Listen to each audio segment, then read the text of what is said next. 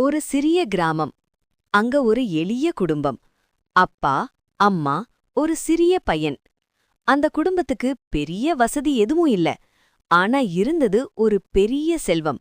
முருகன் மீது அசைக்க முடியாத நம்பிக்கை. அப்பாவுக்கு ஒரு தனி பழக்கம் இருந்தது.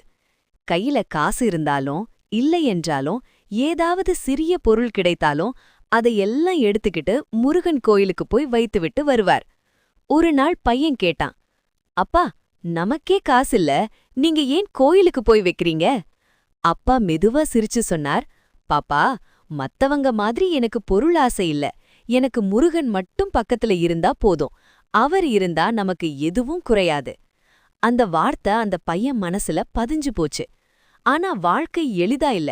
வேலை கிடைக்காது, சாப்பாடு குறையும், கடன் அதிகமாகும். ஒரு நாள் அம்மா கண்ணீர் விட்டாங்க.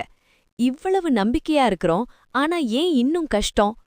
அப்பா அமைதியா சொன்னார், அவர் நம்ம கைவிட மாட்டார், நம்ம நம்பிக்கைய சோடிக்கிறார். அடுத்த நாள் அப்பா ஒரு மலைப்பகுதியில வேலை தேடி போனார். அங்கே ஒரு வயதான சாமியார் வந்து, இந்த வேலை செய்றியா என்று கேட்டார். கஷ்டமான வேலை. ஆனாலும் அப்பா தயங்கவில்லை. முழு நாளும் உழைத்தார். மாலையானதும் அந்த சாமியார் நல்ல சம்பளம் கொடுத்தார். அப்பா வீட்டுக்கு வந்து மகிழ்ச்சியா சொன்னார், பாருங்க, முருகன் நம்ம கைவிடல. அந்த நாள் முதல் அந்த வேலை தொடர்ந்து கிடைக்க ஆரம்பிச்சுது. குடும்பம் மெதுவா உயர்ந்தது. ஒரு நாள் அப்பா மீண்டும் அந்த மலைக்கு போனார். ஆனா அந்த சாமியார் காணாமலே போயிட்டார். யாருக்கும் அவர் பற்றி தெரியாது.